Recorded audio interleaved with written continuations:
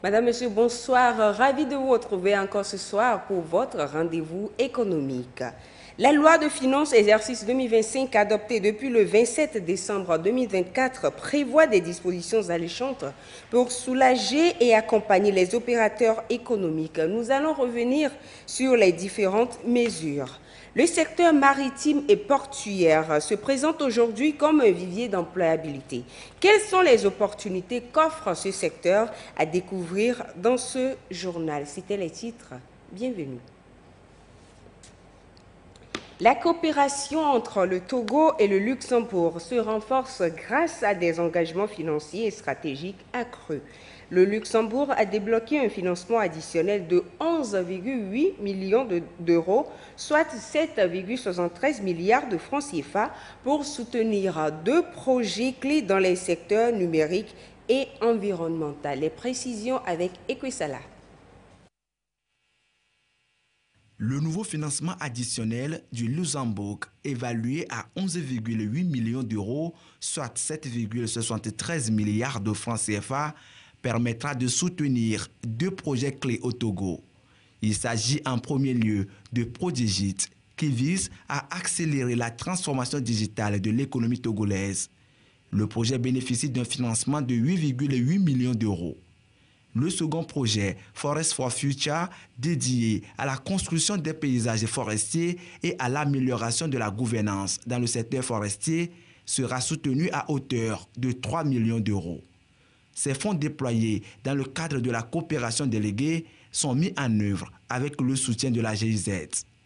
Par ailleurs, d'autres investissements majeurs sont prévus à hauteur de 65,5 millions d'euros, soit 42,96 milliards de francs CFA pour financer des projets structurants.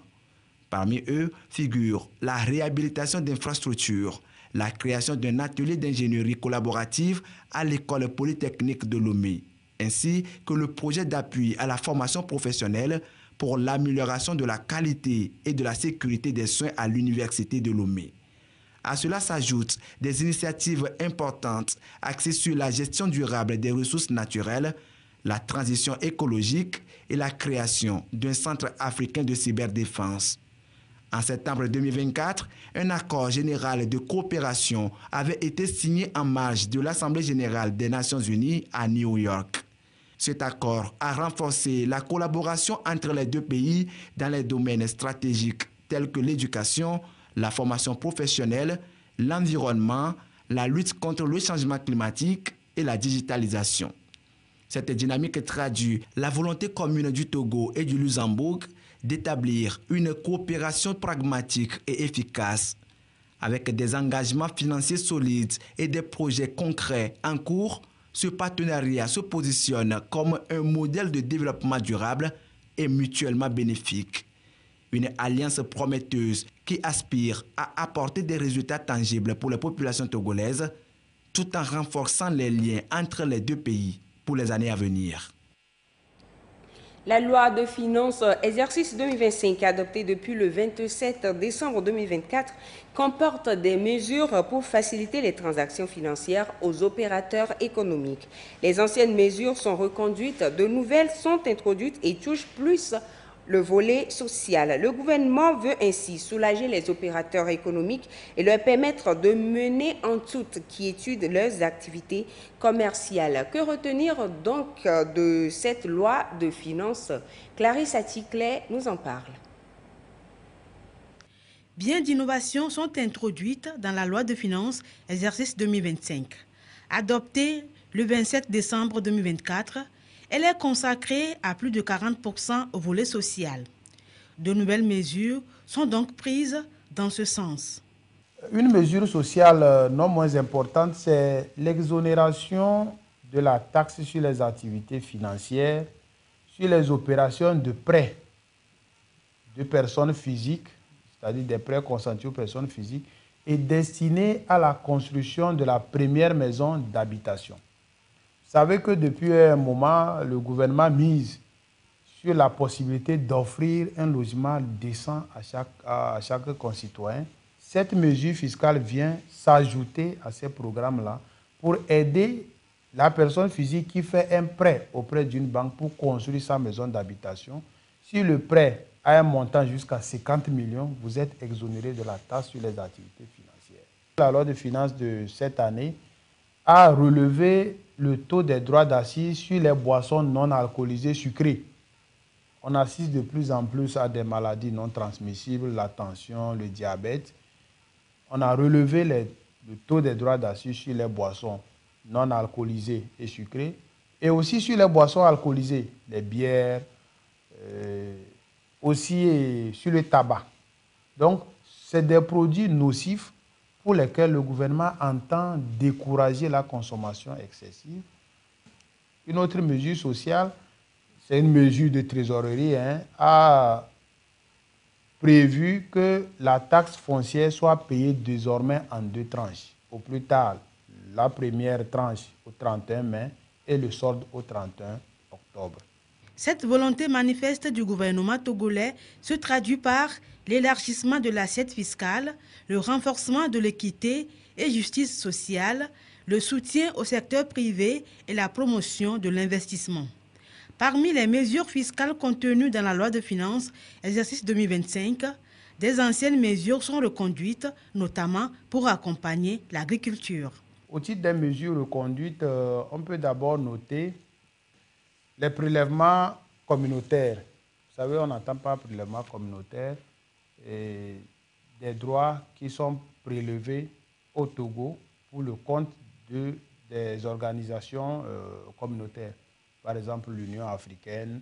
Seconde mesure, c'est la mesure qui concerne des abattements de droits de douane sur l'importation des véhicules âgés de 0 à 5 ans d'âge. C'est-à-dire que pour encourager la protection de l'environnement, il y a un accompagnement de l'État pour qu'on puisse acheter des voitures qui sont moins polluantes. Exonération sur le matériel agricole, des droits de douane et de la TVA à l'importation au cordon douanier. Que ce soit les engins, le matériel agricole, tout ce qui doit servir à l'agriculture, entendu l'élevage, la pêche et l'agriculture au sens générique.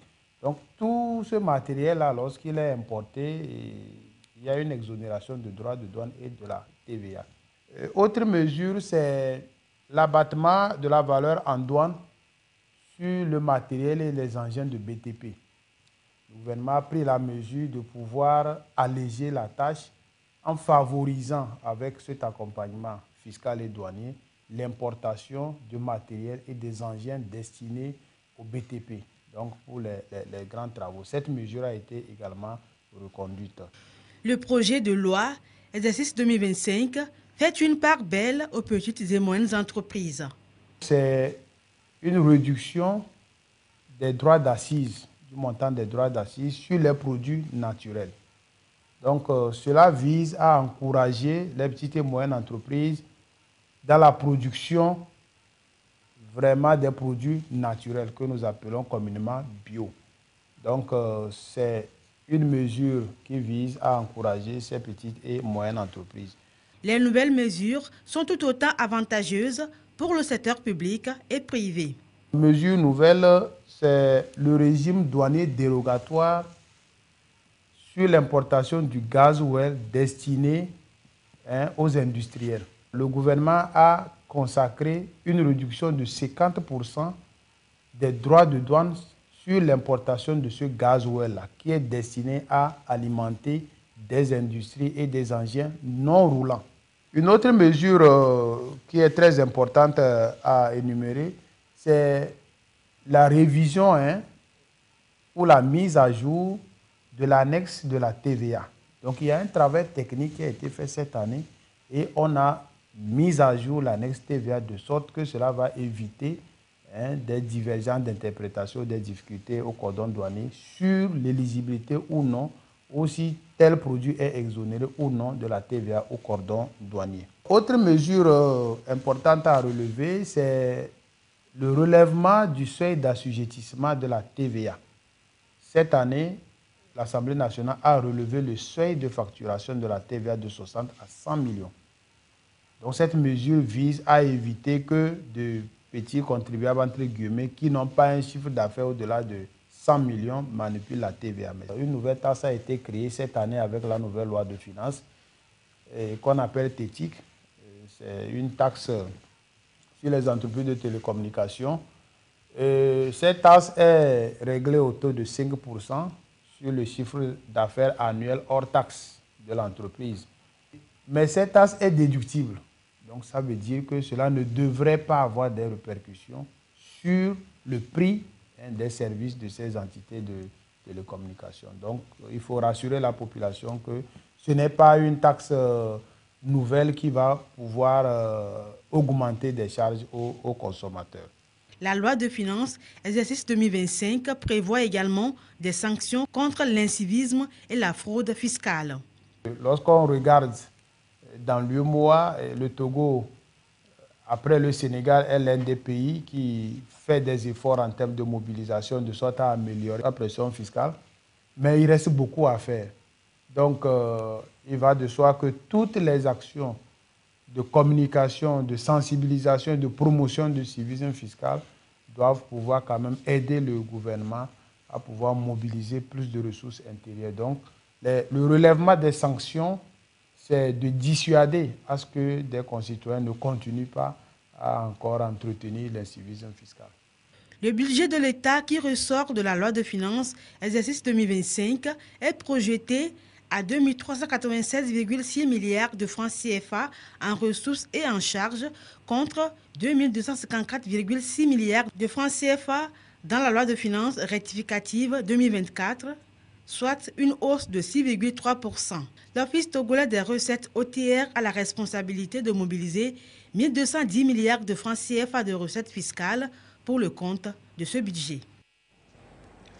Les journées du secteur privé ont tenu leurs promesses encore cette année. À cette rencontre, les grandes entreprises sont invitées à accompagner les TPME à grandir. Les détails avec Eliagba Nyandao. Les difficultés d'accès au financement, le déficit de synergie d'action et de collaboration entre les grandes entreprises et les TPME constituent des problèmes auxquels les TPME sont confrontés, ce qui entraîne leur faible contribution à la création de richesses. La deuxième édition des journées du secteur privé est essentiellement axée sur la sous-traitance et un partenariat entre les grandes entreprises et les TPME, un levier de développement économique. Les parties prenantes sont dans la dynamique de recherche de solutions les mieux adaptées pour rendre ces entreprises plus performantes. Cette initiative peut nous permettre à nous aussi d'évoluer dans le domaine de l'artisanal. Il y a beaucoup de choses comme la cosmétique, la vente. Nous avons tous nos petits projets qui permettent à toute coiffeuse d'évoluer dans son domaine. Je prévois de faire des perruques de mes propres modèles en permettant à la grande entreprise de nous aider. Il nous booste à pouvoir faire des moyens suffisants pour investir dans nos projets à nous qui nous permettent de développer notre salon. Donc ce forum est un cadre de rencontre entre les grandes entreprises et les TPME pour analyser les enjeux de ce partenariat. Comment est-ce que les grandes entreprises peuvent accompagner les TPME? Quelles sont les exigences des grandes entreprises dans ce genre de partenariat, de sorte qu'à l'issue de ces échanges, on puisse parvenir à un cadre réglementaire qui encadre cette collaboration, notamment à travers l'outil qu'on appelle la bourse de sous-traitance et de partenariat qui sera opérationnalisée. Le secteur privé regorge de près de 80% des TPME. À travers ce cadre des journées du secteur privé, le ministère du Commerce veut mobiliser les grandes entreprises à mieux accompagner les TPME. Il faut créer un partenariat entre les grandes entreprises et les petites entreprises, de sorte que les grandes entreprises puissent tirer les petites entreprises pour permettre au secteur privé dans son ensemble, c'est-à-dire qu'aussi bien les grandes entreprises que les petites entreprises, de discuter, d'échanger ensemble, de trouver quels sont les enjeux et les défis majeurs pour qu'ensemble, elles puissent aller les mettre dans la main pour le développement de l'économie nationale, mais aussi bien dans un esprit gagnant-gagnant. Les grandes entreprises gagnent, mais aussi les TPME ont leur part aussi. Donc voilà le cadre que le gouvernement veut créer à travers ces échanges-là. Pour qu'on essaie de regarder quel est le cadre réglementaire que nous pouvons créer pour désormais fédérer ces énergies-là pour le bien de l'économie nationale. Des moments de partage et de réflexion sur les cadres réglementaires, des mécanismes à mettre en place ainsi que des différentes stratégies à développer pour faire de la sous-traitance et du partenariat une réalité pour le bien de l'économie togolaise. À l'issue de ces journées du secteur privé, un plan d'action sera élaboré pour rendre opérationnel la sous-traitance et le partenariat au Togo. Le secteur maritime et portuaire regorge d'énormes potentialités. En plus de créer la richesse et de contribuer à la croissance économique du pays, c'est un important pourvoyeur d'emplois. Près d'une quarantaine de métiers découlent de ce secteur et de plus en plus de centres de formation orientent des formations dans ce domaine afin de permettre aux jeunes de faire carrière dans le domaine maritime et portuaire. Découvrons ces métiers dans ce reportage de Clarisse Atticlé. Le secteur maritime et portuaire regorge d'énormes potentialités économiques. Plus de 80% du commerce mondial sont effectués par la mer.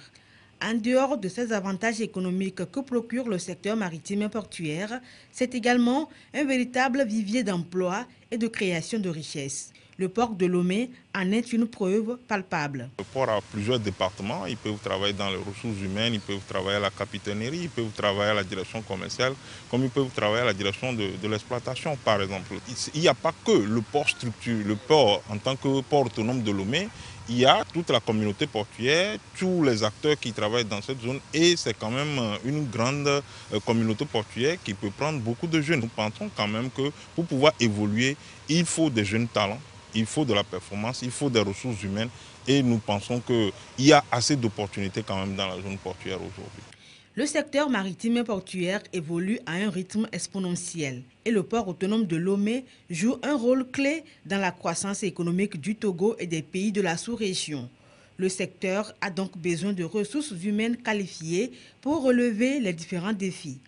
Les métiers de la mer, de la logistique portuaire, du transport maritime et de la gestion des infrastructures portuaires, entre autres, bref, près d'une quarantaine de métiers. Autant d'opportunités d'emploi qu'offre le secteur maritime et portuaire et que les jeunes peuvent saisir. En dehors du port autonome de Lomé même, nous avons les consignataires, nous avons les commissionnaires agréants, nous avons tout ce qui est industrie qui tourne autour de la zone portuaire et donc nous avons aussi les terminaux qui sont là et donc tout ça, ça constitue des métiers assez énormes quand même qui peuvent toucher ou qui peuvent embrasser. Tout comme la mer est infinie, le secteur maritime et portuaire offre également des possibilités infinies. Il revêt une importance capitale au regard des enjeux liés à l'économie bleue qui est en plein essor au Togo et dans la sous-région.